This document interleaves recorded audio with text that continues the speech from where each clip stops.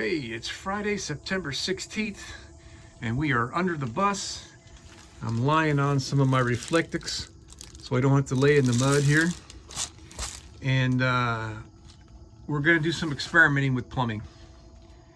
Our urine diverter from the Nature's Head toilet flows through the floor into this tube, which has got that bow in it on purpose. That's like a trap.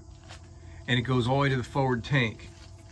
We've accidentally overfilled the forward tank a couple times, and once gray water flowed back into the toilet because the kitchen sink is up higher than the toilet. So we're going to experiment by disconnecting this line from the front tank and instead connect this drain line to the rear gray water tank, which is currently only being used for the shower. And I just figured out the easiest way. I bought a few things. I bought this T, and I bought this threaded adapter to go in the end of it. That was my first thought. I'm going to be giving the T back, but I'm still going to use this. I just figured this out just a moment ago. That what I can do, and I was actually thinking about replacing this L with this T, which I could do like this, but the flow is going from left to right here from the shower, and then we would have flow coming in from the back of this from the urine diverter and have to go around that way, which is contrary to how this is supposed to flow. But what I just figured out I can do is I have a straight coupler here. I can replace that coupler with this in this direction, just like that. I think I can. And then everything will be flowing in the right way, and the urine will still be behind this check valve. I think that's going to work perfectly. Let me take this off and see if I can get this thing on in its place, and then we'll be golden.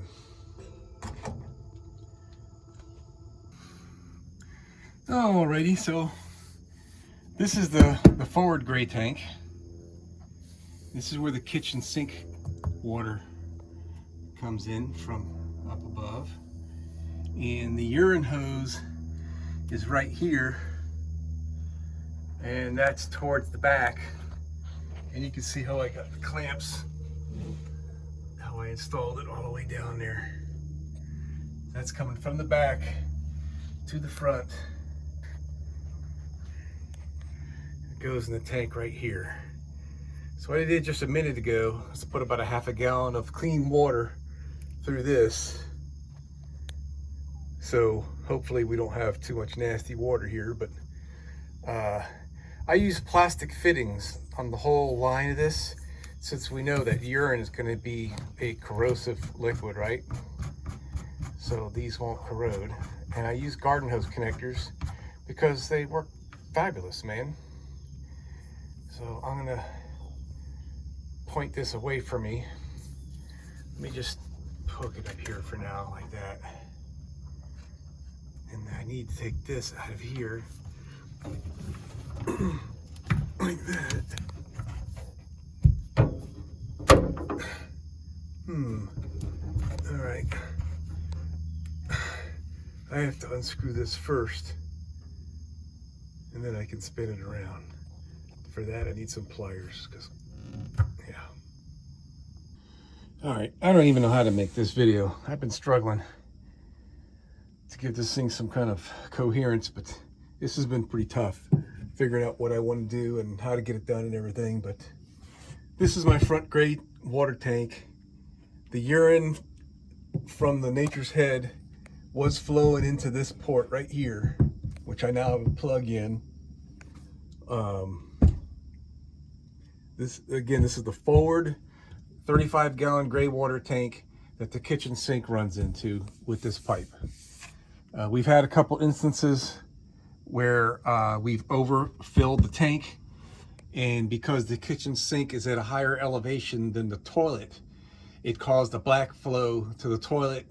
And once we had gray water flow into the poop area of the Nature's Head, and not made a huge mess, but it's not how it's supposed to work. So what I've done is I've disconnected this line.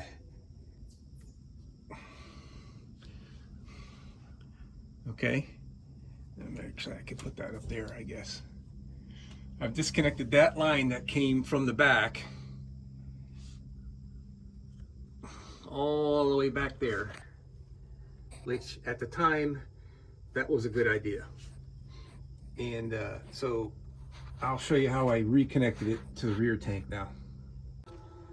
Actually, before I get to the mounting or connecting to the new tank, here's the original hose that I just showed you running from the front all the way to the back.